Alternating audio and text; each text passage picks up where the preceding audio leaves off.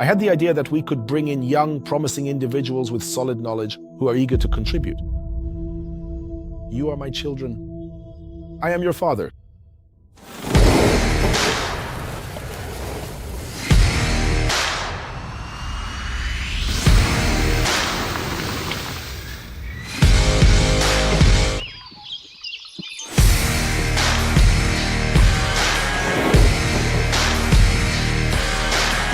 The whole concept is to develop projects such as creating various prototypes and then set up production, not at our own facilities, Anchak, production. Now, the Experimental Design Bureau has been completed and it will become a place of attraction.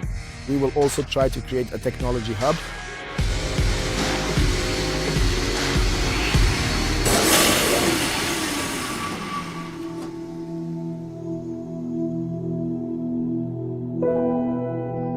Right now I have to set deadlines for myself when I'll just have to record the losses and shut down part of the project. I hope it doesn't come to that, but for something to survive, something else will have to be closed.